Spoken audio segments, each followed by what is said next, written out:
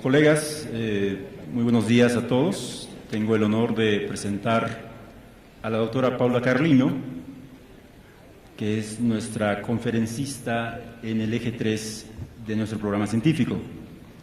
La doctora Paula Carlino es investigadora del CONICET en el Instituto de Lingüística de la Universidad de Buenos Aires. Dirige el GISIOLEM, equipo pluridisciplinar que investiga las relaciones entre enseñar, aprender, leer y escribir en diversas disciplinas del nivel secundario, superior y de posgrado.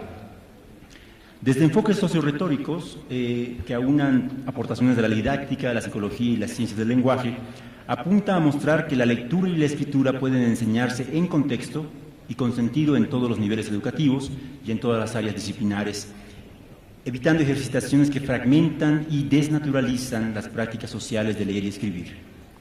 Entre sus libros destacan Leer y escribir con sentido, Escribir, leer y aprender en la universidad, una introducción a la alfabetización académica, distinguido como el mejor libro de educación, editado por el Fondo de Cultura Económica, Lectura y escritura, un asunto de todos, libro declarado de interés educativo por el Senado de la República de Argentina, y también participa con un capítulo en Writing Programs Worldwide, Profiles of Academic Writing in Many Places, con Chris Tice y otros autores. Algunas de sus publicaciones pueden accederse desde el sitio de GISIOLEM, ¿sí? Y pido un fuerte aplauso para darle la bienvenida a Paula Carlino. Hola, buen día, ¿se escucha? Sí, buen día. Bueno, muchas gracias por estar aquí, gracias a los organizadores por invitarme, es un honor.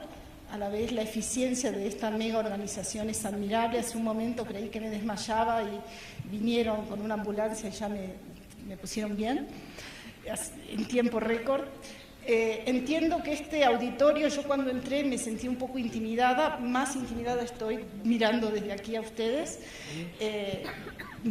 El hecho de que se llame Presidium, también en mi país Presidium, me da la idea de que es un circo romano y que los leones, yo estoy acá, pero bueno, intento reponerme rápidamente y empiezo con lo que voy a exponer. Voy a hablar sobre enseñar a escribir y leer y enseñar con lectura y escritura, iniciativas y debates en torno a las alfabetizaciones académicas. Para ponernos de acuerdo, ¿qué podemos entender o desde dónde voy a entender lo que es la alfabetización o las alfabetizaciones en general, incluyendo la alfabetización académica? Y la vamos a entender desde la enseñanza a participar, retomando ideas de la expositora anterior. Alfabetizar es enseñar a participar en diversas o específicas comunidades de cultura escrita. Eso es alfabetizar, o desde donde yo concibo la alfabetización. Y voy a empezar un poco por el punto central de mi exposición, que es qué es lo que se debate en torno a las alfabetizaciones académicas. Y voy a contar un poquito de historia, porque hace 10 años se debatían cosas que hoy, digamos, ya no se debaten, ya en todo caso se aceptan. Hace 10 años se discutía sobre si la educación superior debía hacerse cargo de enseñar a leer y escribir a los alumnos universitarios como una tarea propia de la universidad y no como una tarea remedial por lo que no aprendieron antes. En el transcurso de estos años, en Latinoamérica, ha habido una gran producción en torno al tema. Y por lo menos en los ámbitos especializados ya se acepta la idea de que la universidad debe continuar enseñando a leer y escribir los textos específicos que se requieren escribir y leer en su ámbito. ¿Por qué? Porque son formas de leer y escribir propias del ámbito universitario y esto ya no se discute. Sin embargo, el debate se ha situado en ¿a quién le cabe esa responsabilidad? ¿Quiénes, cómo, dónde, cuándo han de enseñar a leer y escribir en la universidad? Ese sería el punto del debate. Y mi presentación va aportar o intentar aportar en este debate. Habría dos grandes posturas, por lo menos aparecen en la bibliografía, dos grandes posturas. Por un lado, que la responsabilidad de enseñar a leer y escribir en la universidad recae en un especialista de lectura o de escritura, de composición, de redacción, en una asignatura específica, ¿sí?, en una materia llamada redacción académica, composición, lectura, escritura, a través de diversas ejercitaciones, ¿sí?, de una manera como para que sirva para el resto de las asignaturas, ¿sí? En general estos talleres suelen estar ubicados al inicio de los estudios superiores y tienen un carácter propedéutico, o sea, entendiendo por propedéutico que preparan para que luego, en un futuro, los alumnos que hayan pasado por estas asignaturas puedan leer y escribir en las materias que así lo requieran. El otro enfoque que se contrapone con este entiende que la responsabilidad por la enseñanza de la lectura y la escritura en la universidad incumbe a todos los profesores en todas las asignaturas a lo largo de todo el currículum universitario, en todas las materias. Y ya no se trata de enseñar a través de ejercitaciones, sino de brindar herramientas para ayudar a que los universitarios puedan participar en prácticas de lectura y escritura que se requieren para intervenir y para formar parte del aprendizaje de una disciplina específica. Por lo tanto, es un enfoque situado, no general, que corresponde a lo largo de toda la universidad y a la vez se contrapone a esta idea propedéutica de preparación o entrenamiento para el futuro, porque de lo que se trata es de enseñar dando herramientas para participar aquí y ahora en la lectura y la escritura de mi propia asignatura. Estos serían los dos enfoques que se debaten. ¿Cuáles son los fundamentos de la postura que yo voy a asumir? Y dado que el auditorio de este congreso entiendo que no son solo profesores de educación superior, sino que también hay o bien maestros o bien especialistas en otros niveles educativos, he querido intencionalmente basar diríamos, la argumentación que voy a hacer no solo en bibliografía que se refiere específicamente a educación superior, sino también en bibliografía que ha sido producida para la alfabetización inicial, porque entiendo que hay principios que se comparten entre la alfabetización inicial, o sea, enseñar a leer y escribir, diríamos, en la educación infantil, en la primaria. Hay principios que se comparten también para la educación superior. Y entonces yo acá menciono algunas corrientes teóricas, el lenguaje integral, el interaccionismo sociodiscursivo, la didáctica de las prácticas del lenguaje, específicamente en Argentina, los desarrollos de esta corriente actuales en Argentina, encabezados por la profesora Delia Lerner, leer y escribir como herramientas de aprendizaje a la vez que objetos de enseñanza en cada materia. Y las corrientes que en la educación superior de alguna manera han aportado principios, diríamos, compatibles con los anteriores son el movimiento escribir a través del currículum o escribir en las disciplinas del entorno anglosajón, la socioretórica, la enseñanza de los géneros discursivos, géneros entendidos no como clases de textos, sino como clases de acciones sociales que se realizan en torno a textos. Y en Australia este enfoque se llama enseñanza de la escritura en contexto. Estas son las fuentes. Y entonces, intencionalmente, traigo la cita de una investigadora que ha investigado este tema para el nivel primario. Y en el nivel primario sostiene que desde todas las asignaturas se debe enseñar a leer y escribir. Y me parece interesante la forma en que lo plantea. Lo voy a leer. A diferencia de lo que sucede en el área de lengua, hablando para la primaria, en la cual hay que tratar de que se cree la necesidad para que tenga sentido enseñar a leer y escribir con distintos tipos de textos.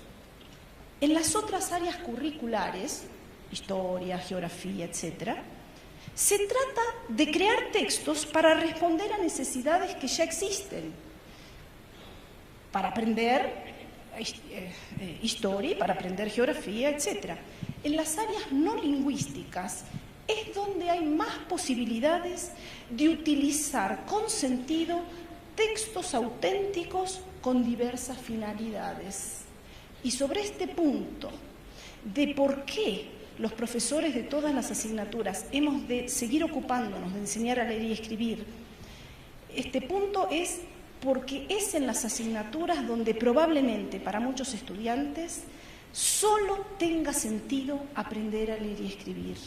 Para muchos estudiantes que entran a la universidad con la expectativa de estudiar biología, física, historia, si al comienzo reciben un taller de redacción, muchos de ellos consideran que eso no es lo que han decidido estudiar, lo consideran irrelevante. A diferencia de si en sus propias asignaturas se les dan herramientas para poder leer y escribir los textos de sus propias disciplinas que necesitan leer y escribir para participar en esas disciplinas, ahí encontrarán otro sentido. Y justamente apelando nuevamente a la relación entre educación superior y alfabetización inicial, y sabiendo que Mafalda es querida en México, he traído dos viñetas. Seguramente todos las conocen, y entonces están hablando Susanita y Mafalda. Mi mamá amasa. ¿Amasa sola? Sí, amasa sola y sala la masa. La masa se amasa en la mesa. La masa es sana, sí, esa masa es sana. Evidentemente falta sentido a esta conversación y sale Mafalda diciendo: lo bueno de ir a la escuela es que uno ya puede conversar en un nivel literario. Veamos la siguiente. Fíjense que esto ejemplifica cómo para enseñar a escribir una opción ha sido la opción a la que se han contrapuesto muchos enfoques de educación primaria y a la que también en educación superior creo que tenemos que pensar. Eso es, si para enseñar a leer y escribir hay que artificializar, simplificar y uniformar aquello que enseñamos. La otra viñeta es entre Mafalda y Felipe, y Mafalda le dice: ¿cómo te fue, Felipe, en tu colegio? ¿Te enseñaron ya a escribir? ¿Cómo querés que me enseñen a escribir en mi primer día en primer grado? Pero estuviste toda una mañana. Sí, claro, pero hay que llenar páginas y páginas de palotes, de letras, sílabas y qué sé yo. Tardan meses en enseñarte a escribir. ¡Meses! Malditos burócratas. Creo que esta viñeta, además de sacarnos una sonrisa, nos plantea si para enseñar a escribir necesitamos fragmentar en palotes, sílabas, etc.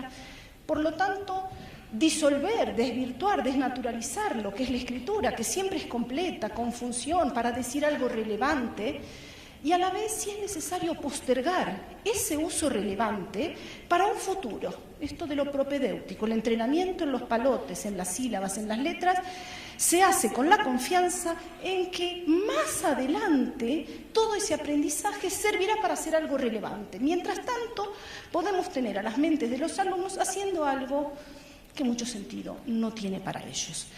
Este símil me parece que también es interesante para pensarlo en la educación superior. Es necesario quitar sentido para enseñar, acá se le caen las letras, ¿no? No sé si se ve la imagen, quitar sentido a lo que se lee y se escribe para ayudar a que alguien aprenda a leer y a escribir. En este sentido voy a tratar de meter algo por la ventana y por eso traigo para compartir con ustedes esta imagen de Marc Chagall. Habitualmente la enseñanza de la escritura y la lectura entra por la puerta en la universidad, ¿no? La puerta serían materias específicas, talleres de escritura, cursos de composición, de redacción, de técnicas de estudio, etc. ¿Qué sería intentar que la escritura también entre por las ventanas?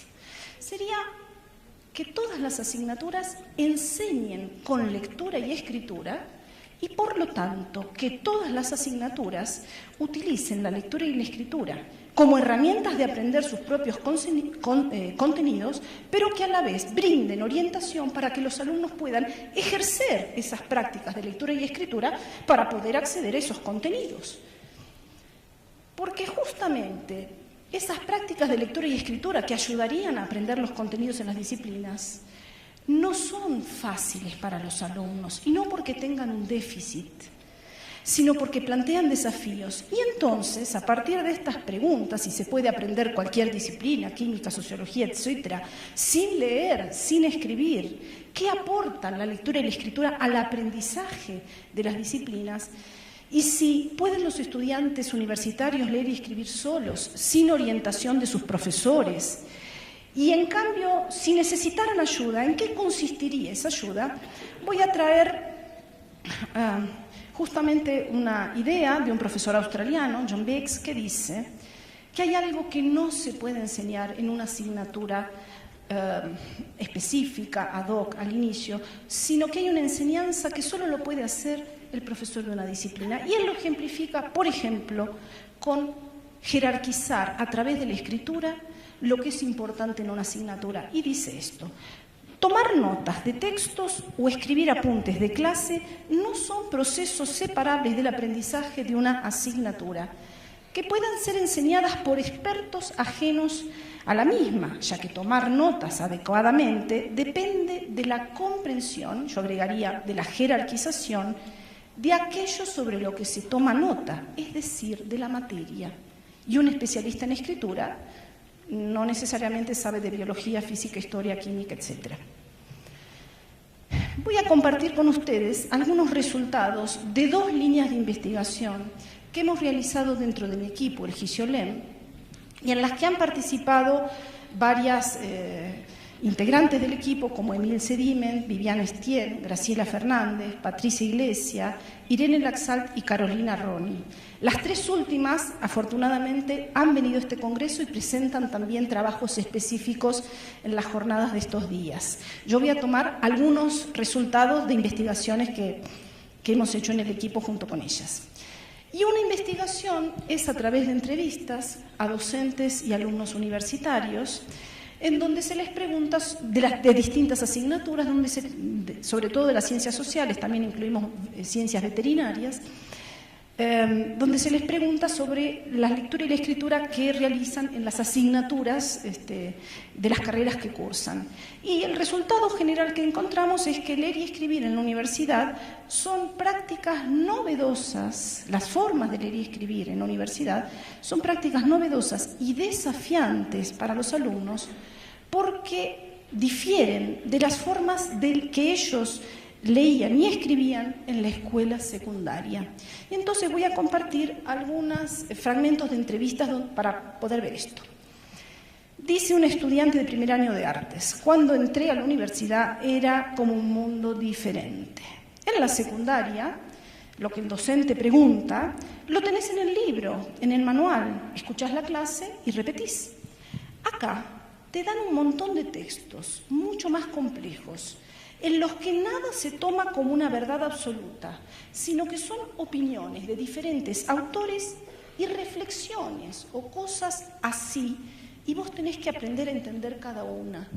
Lo que está diciendo este alumno es que en las ciencias sociales no hay un conocimiento ahistórico, absoluto, sino un conocimiento relativo a distintas perspectivas, a distintos autores, que no se ponen de acuerdo entre sí, precisamente porque la controversia es intrínseca a los estudios sociales, y que esta forma de entender el conocimiento es muy distinta de la forma de entender el conocimiento que se trabaja en la escuela secundaria, donde lo que hay que aprender es un conocimiento X, y ese conocimiento no tiene historia, no tiene punto de vista, sino que se trabaja como absoluto.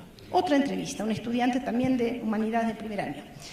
Dice que la diferencia con la secundaria es diferente en cuanto a la extensión de los textos y también en cuanto a lo de los autores, o sea que hay muchos autores, que cada uno dice algo distinto y que también lo que dice un autor no es verdadero en términos absolutos, sino que es discutible.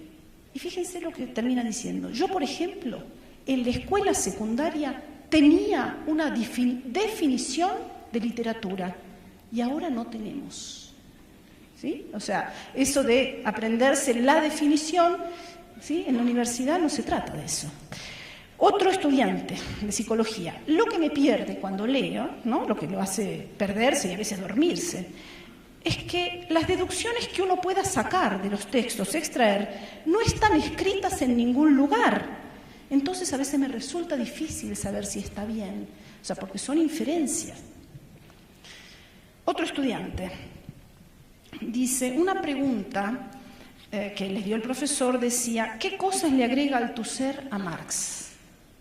Ah, bueno, entonces, con esta pregunta, yo ya sé que a Marx y a Althusser los tengo que estudiar juntos, porque se complementan o difieren, ¿no? Pero en verdad, yo los vi por separado. Con esa pregunta, yo ya sé que me van a preguntar en el examen sobre la relación entre ambos. Pero si no me hacen esa pregunta, yo no sé que tengo que contrastarlos. Y este es un modo de estudio específico de las ciencias sociales del nivel superior. Otro estudiante, en las materias, dice, te piden que el texto esté bien organizado, que se entienda. Pero eso es lo que te piden, pero no te explican nada, no te dicen cómo incluir citas textuales ni referencias bibliográficas. Fíjense que ahí un docente podría enseñar a participar en su materia. Se supone que lo sabes o que lo vas a averiguar por ahí. Y después, un intercambio entre el entrevistador le dice, el entrevistado había contado un texto difícil que había tenido que escribir para una asignatura. ¿Le pediste ayuda a alguien para hacer eso? Sí, dice, a una amiga de mi mamá, que es profesora de lingüística, me explicó lo que tenía que hacer. Me dio como una guía. Y el entrevistador le pregunta, ¿y por qué no le preguntaste a la profesora del curso? Y dice el alumno, no me iba a decir lo que tengo que hacer, me iba a decir piensen. Fíjense, ¿no? Esto implica que los profesores suponemos que los alumnos deben saber lo que nosotros estamos esperando que hagan, no lo informamos y solo el alumno que tiene, por fortuna, algún conocido dentro del mundo académico puede recibir una enseñanza necesaria para participar en esa asignatura a través de la situación de escritura que se le propone. El alumno que no viene de un medio académico, que no tiene ningún conocido de la mamá, se queda afuera. Bueno, esto voy a comentarlo porque me parece interesante pensar que en general en la universidad la lectura y la escritura se nos cuelan subrepticiamente y que aparecen al momento de la evaluación, pero que no suelen resultarnos visibles a los profesores de las distintas asignaturas cuando enseñamos nuestras materias. Y entonces acá traigo lo que dice Rick Leahy, que era el director de un centro de escritura de la Universidad Estatal de Boise, y dice lo siguiente: parte del problema del ciclo tradicional de las tareas de escritura es que los alumnos hacen todo su trabajo al principio, elaborando su escrito, y el profesor hace todo su trabajo al final, calificándolo. No creo que haya forma de desprenderse totalmente de este patrón, pero cuando lo pienso es deprimente. Se produce muy poca colaboración. El profesor y la clase son como barcos que pasan en la noche. El estudiante que entrega un escrito puede sentir, después de todo su trabajo, que el texto desaparece en un agujero hasta que regresa más tarde con una nota. Los profesores a veces sienten que los trabajos han sido escritos por una cuadrilla de extraños que no estuvieron en la clase porque no dan muestras de haber prestado atención a lo que se supone debían hacer. Fíjense qué desencuentro, ¿no? Los barcos que pasan sin darse cuenta que existe el otro. Vamos a saltear esto.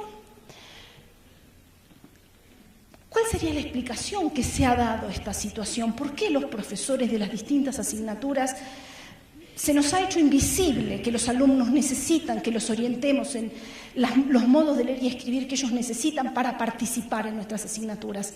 A mí me parece bien interesante lo que David Russell ha mostrado como un supuesto que estaría en la base de esa invisibilidad. Y dice así: la escritura es habitualmente considerada una habilidad simple y generalizable, aprendida o no aprendida, fuera de una matriz disciplinaria, en la escuela secundaria o al comienzo de la universidad, y no relacionada con las disciplinas. Una habilidad universalmente aplicable, desvinculada del contenido, una técnica separada e independiente. Fíjense que lo que nosotros hacemos se basa en ciertas concepciones implícitas que tenemos sobre qué es la escritura. Y sigue diciendo Russell: de aquí surge la casi universal queja de los profesores sobre lo mal que escriben los estudiantes, y también el omnipresente rechazo a hacerse cargo de su enseñanza en su disciplina, pensando que se trata de una habilidad general que debieron haber aprendido y que si no vienen es por un déficit, etc. Veamos otro supuesto sobre la escritura que también podría explicar por qué los profesores de las distintas disciplinas no enseñamos a leer y escribir como pretendemos. Y dicen Carter, Miller y Penrose, dice: la escritura es considerada más un producto textual que un proceso intelectual. Y ellos abogan, y todo el movimiento Escribir a través del currículum, porque la escritura es una de las herramientas intelectuales más poderosas para ayudar a construir conocimiento, especialmente en el ámbito superior. Voy a mostrar ahora resultados de otro estudio que también hicimos con colegas de mi equipo, que diríamos incluso van a exponer algo de este estudio en estos días, y que es de una muestra nacional a través de una encuesta en donde 544 profesores del nivel superior, de hecho de institutos de formación docente que preparan a futuros profesores secundarios, de distintas carreras y distintas asignaturas, se les preguntó por cuestiones de lectura y escritura en sus materias. Y encontramos a grandes rasgos el siguiente panorama. Muy pocos docentes, muy pocos se despreocupan. Ya no hay docentes que se despreocupen, son mínimos. La mayoría, o un porcentaje importante, está preocupado por cómo leen y escriben sus estudiantes en el nivel superior. Y también hay una proporción bastante importante, probablemente años atrás esto hubiera sido, o nosotros habíamos hipotesizado que hubiera sido más bajo, pero también encontramos una proporción importante de docentes de biología, química, historia, etcétera, que dicen, no sabemos qué hacen en la realidad, pero que dicen ocuparse de la lectura y escritura en sus materias. Sin embargo, cuando los campos abiertos de la encuesta, donde no era ya elegir una opción, sino que los profesores encuestados tuvieron que describir qué es lo que hacen, del análisis de esas descripciones que ellos hacen, encontramos un panorama que hay que detallar, porque hay dos formas de ocuparse. Una es simplemente ocuparse en los márgenes de las asignaturas, o sea, dar pautas inicialmente y corregir el producto final. ¿Sí? Básicamente sería eso. Y hay otro modo de ocuparse, más minoritario, en donde los docentes declaran acompañar las formas de leer a través de las clases, y no solo al principio y al final, los modos de leer y escribir que requieren para participar de sus asignaturas. Y voy a dar algunos ejemplos de lo que escribieron estos profesores, que categorizamos en este último modo, que sería ocuparse trabajar en clase con la lectura y la escritura durante las clases y no solo marginalmente o en la periferia al principio o al final. Por ejemplo, un profesor de psicología o profesora dice: en mi materia propongo un trabajo práctico, escrito, con investigación bibliográfica y restricción de espacio. Dice, suele tener varias reescrituras, y en negrita subrayamos, con asesoría de compañeros y docentes. O sea, empieza a haber una interactividad, ¿sí?, durante el proceso. Un profesor de geografía o profesora dice, los alumnos redactan consignas y se la pasan a otro compañero para saber si es clara la consigna o si responden a lo pedido. Se trabaja con redacciones, comentando tanto la corrección de los conceptos como la forma de expresarlos, y también con exposiciones orales. Ahora, ¿qué pasa en materias como matemáticas, por ejemplo, o física? Y dicen lo siguiente: ¿cómo trabajarían? Y los ejemplos que dan son estos. Trabajo mucho con la comprensión de los enunciados de los problemas matemáticos.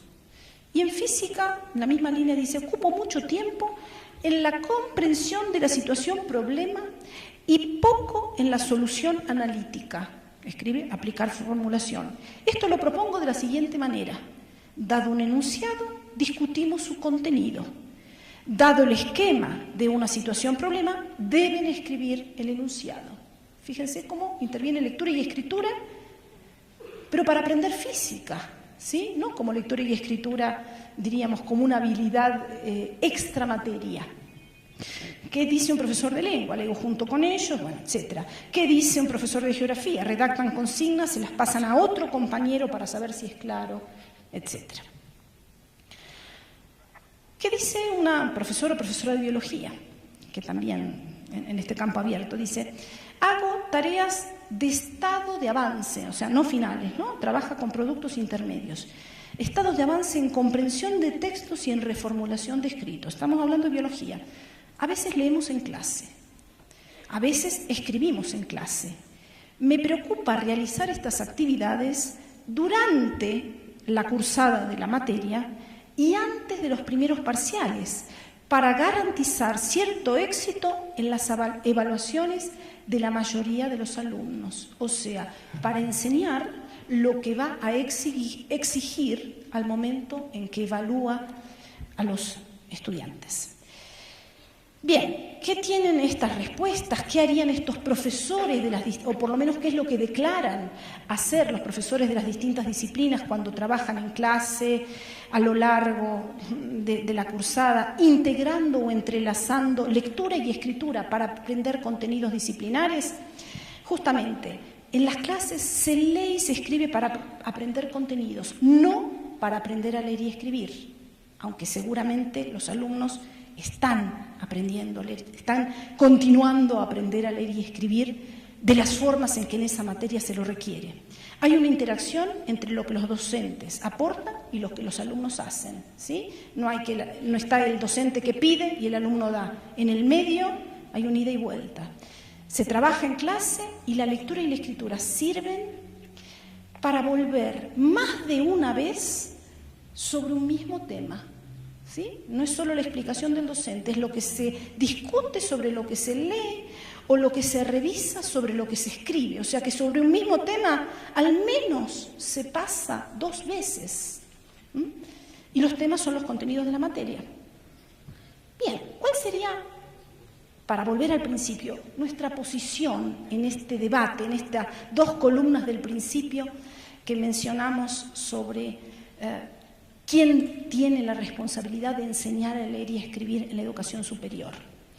Nosotros cuestionamos los cursos de lectura, escritura, redacción, composición, pero no cualquier curso, sino aquellos que parcelan, en partes o fragmentan, las prácticas de lectura y escritura y enseñan habilidades o pedacitos de habilidades fuera de un contexto de uso.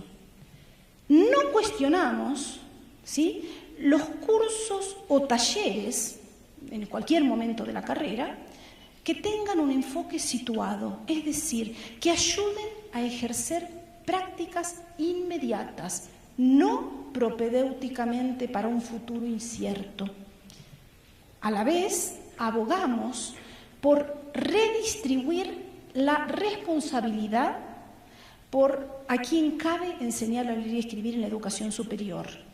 Y consideramos que se trata de una responsabilidad compartida, transversal y longitudinal, o sea, a lo largo de toda la carrera y a lo ancho de todas las materias.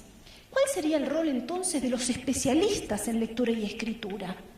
No se tienen que ir a su casa, no estamos cuestionando el lugar del especialista, estamos quizás variando cuál sería su responsabilidad, porque estamos considerando que su responsabilidad sería trabajar con otros profesores, con los profesores de todas las áreas, y a la vez la responsabilidad de los especialistas en lectura y escritura sería incidir en las instituciones para lograr estructuras o programas de coenseñanza y de trabajo integrado de la lectura y la escritura en todas las materias. Vuelvo a traer a Chagall, que entonces tengo un profesor disciplinar que es tomado de la mano por un profesor de lectura y escritura para trabajar juntos, interdisciplinariamente, porque hay un saber que no está contenido en ninguno de los dos por separado, sino que tienen que construirlo en conjunto.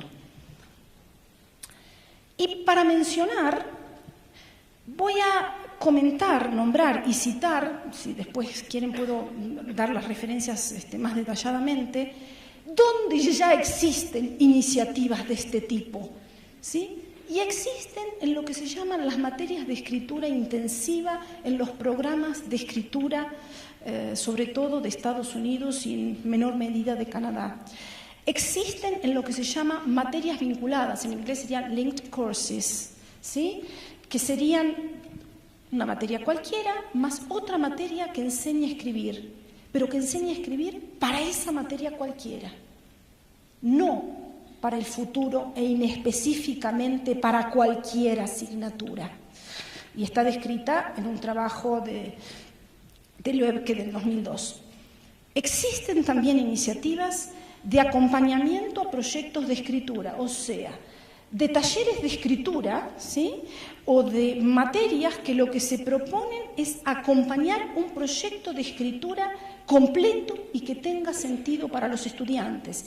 Y un ejemplo es el de Artemeva y sus colegas que trabajan en una materia con estudiantes de ingeniería y les piden a ellos que elijan una otra materia de su carrera de ingeniería para la cual van a ayudarles a poder participar a través de la lectura y la escritura que en esa otra materia se requiera.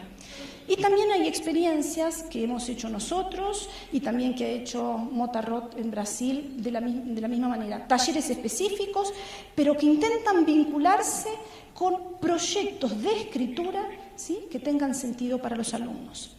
También están las experiencias de enseñanza en equipo o coenseñanza, donde un profesor disciplinar empieza a trabajar junto con un especialista en lectura y escritura durante cierto tiempo.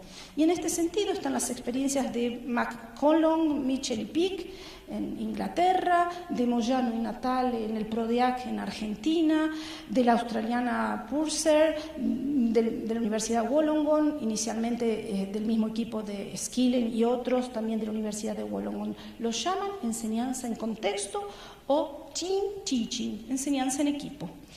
Y por otro lado, también está la enseñanza de prácticas comunicativas en contexto.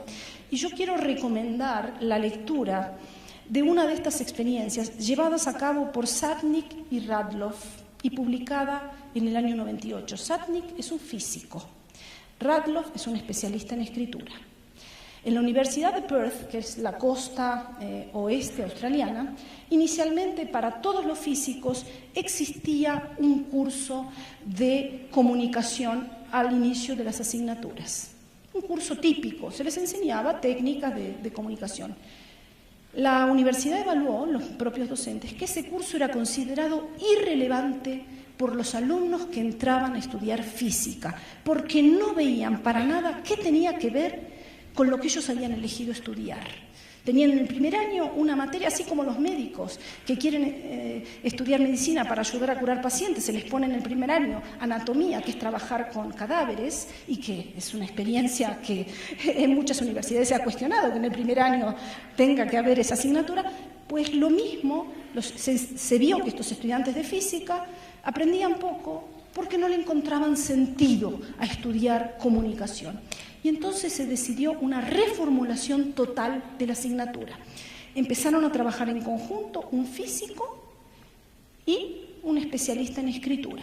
Y lo que decidieron es que la materia ya no iba a enseñar técnicas generales y para aplicar propedéuticamente cuando los físicos tuvieran que escribir.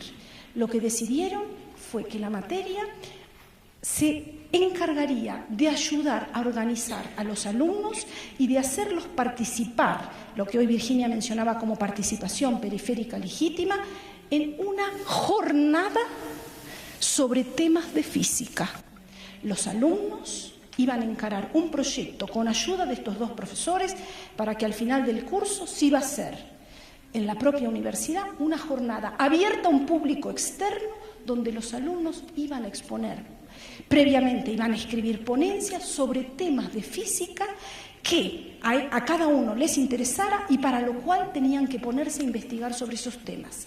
Se decidió que se iba a invitar a estudiantes secundarios de la región para participar como audiencia. Se organizaron en comités, un comité de evaluación de las ponencias, en donde hubo referatos, revisión entre pares, se seleccionaron las ponencias que iban a ser presentadas, se armaron las actas de las jornadas, consiguieron un ISBN para editar y editaron 100 ejemplares de esas actas.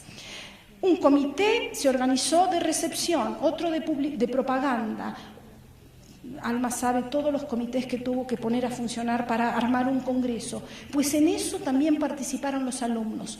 Se invitó un conferencista externo, alguien que los alumnos eligieron para que expusiera sobre un tema clave y que también ellos iban a escuchar. Y por lo tanto los alumnos tuvieron que leer, escribir, investigar, presentar oralmente e incluso publicar sobre temas de física. En el camino aprendieron o continuaron aprendiendo a leer y escribir para física. Se hicieron evaluaciones. Lo que los alumnos dicen del paso por esa materia es espeluznante. Han dicho que aprendieron de todo. Aprendieron a investigar en Internet. Estamos hablando de que se publica en el 98. Aprendieron a investigar en Internet. Aprendieron a recortar un tema para hacerlo, para que quepa en el tiempo de una ponencia. Aprendieron a escribir, aprendieron a revisar, aprendieron cómo se organiza un congreso. O sea, leyeron y escribieron con sentido a la vez que siguieron aprendiendo a leer y escribir. Creo que este ejemplo vale la pena para que nuestras cabezas se sacudan, porque podemos enseñar a leer y escribir en la universidad a través de modos diversos que ya fueron o están siendo experimentados en otros lados. Y conocerlos nos ayuda a no tener que partir de cero. Bueno, esto era lo que yo tenía para decir y les agradezco mucho.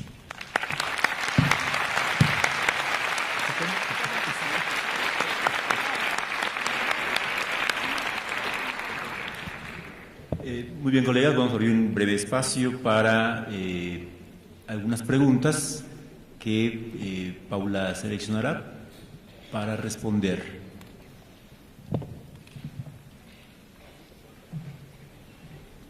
Tenemos 5 minutos para eso. 10 minutos.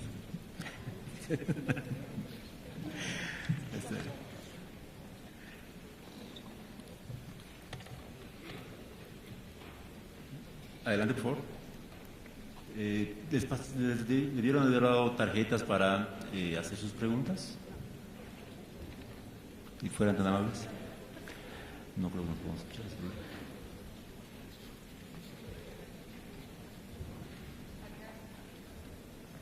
Las compañeras que nos apoyan.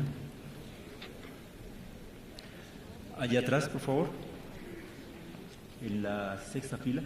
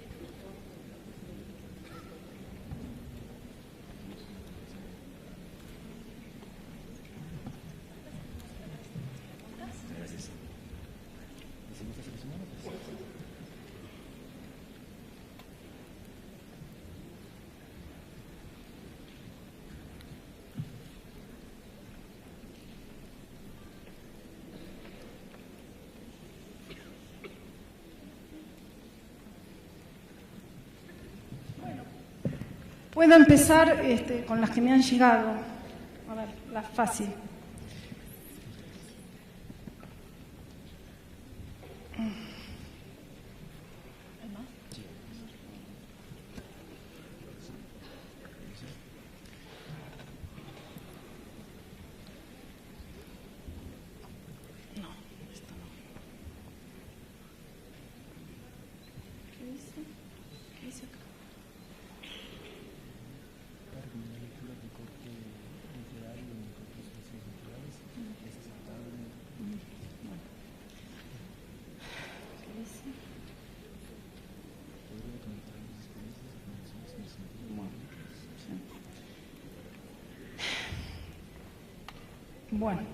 Bueno, son bastante diferentes. Trataba de hacer montones y ocupo toda la mesa porque hay un ejemplar por cada montón.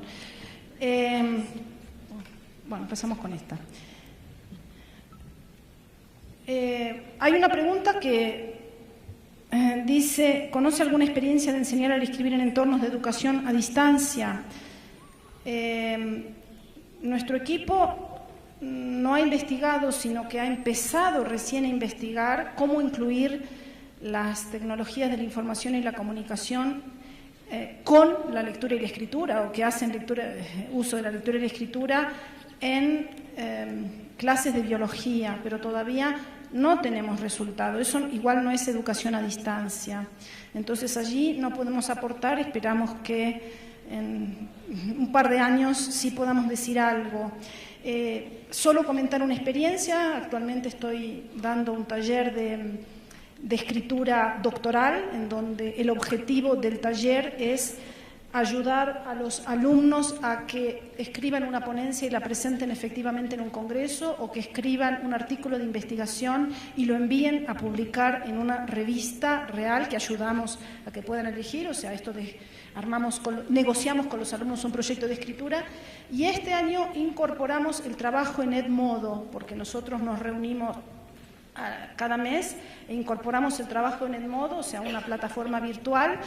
Es la primera vez, yo soy novata en eso, y me ha parecido que potencia los intercambios. O sea, el hecho de poner consignas, la consigna que nosotros pusimos fue dar una bibliografía, que los alumnos elijan un texto y lo comenten a los demás, no solo al docente, y lo comenten no en términos de resumirlo, ni de dar cuenta de si lo leyeron o no, sino si lo encontraron útil y por qué, o si lo encontraron irrelevante para ellos y por qué. Y los intercambios son muy interesantes, y es un medio en donde aparece la lectura y la escritura, y lo que hace es potenciar los tiempos. En clase no habría habido tiempo para que todos participaran, y en el foro hay tiempo, con lo cual yo soy muy nueva en esto, pero con 2 meses de haber puesto a funcionar esto, digo, uy, esto habría que hacerlo más seguido en otros cursos. O sea que me parece que siempre que se lee y se escriba con sentido,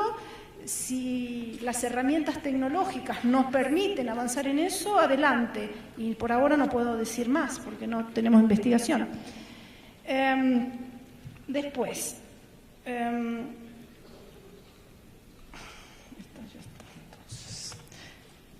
¿cuál sería, desde su punto de vista, la metodología para enseñar a leer y escribir en primer ciclo de primaria? Bueno, yo hace muchos años dejé de investigar en ese tema. O sea, yo hice mi tesis doctoral en alfabetización inicial y trabajé en ese tema, pero hace mucho dejé. Entonces yo creo que hay otra gente, incluso en este mismo congreso, mucho más autorizada para dar una visión sobre eso. En la Argentina puedo mencionar autores para que los googleen y bajen. Está el equipo de Mirta Castedo trabajando en alfabetización inicial, está el equipo de Delia Lerner y Beatriz Eisenberg trabajando en los últimos años de la escuela primaria. Otros autores son Ana María Kaufman, por supuesto Emilia Ferreiro y otra gente. Esos son los autores que a mí me han formado y cuyos principios, aunque referidos a la alfabetización inicial, pienso que tienen que ver con las ideas que he ido construyendo para la educación superior. ¿Cuál? Acá me pasan. cómo superar el obstáculo en el cual los profesores de otras asignaturas no ven la importancia de trabajar en equipo. En México no se le da real importancia a la enseñanza de leer y escribir. Bueno, esta pregunta está buena y surge habitualmente.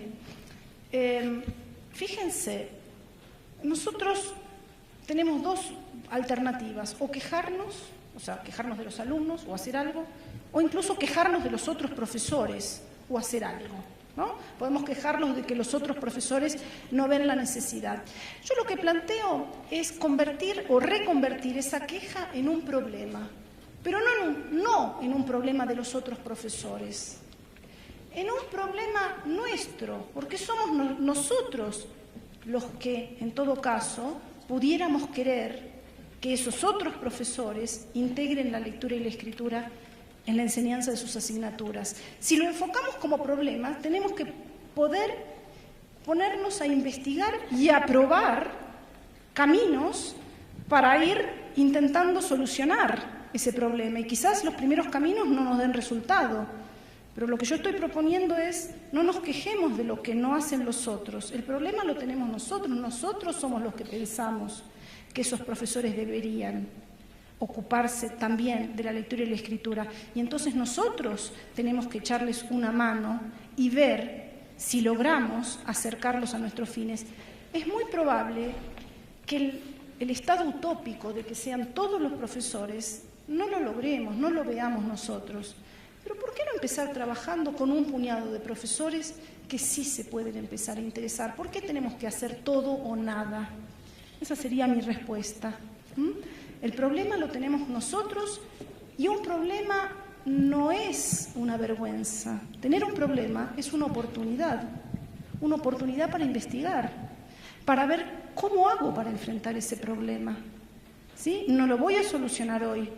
Voy a tener que tratar de hipotetizar caminos para aproximarme a su resolución e ir probando, e ir viendo si empíricamente esos caminos que hipotetizo sirven o no.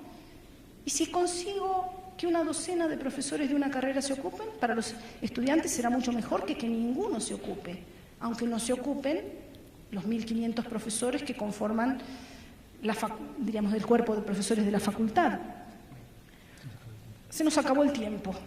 Bueno, podremos seguir conversando en otro momento y disculpen las preguntas que han quedado sin responder. Gracias. Pues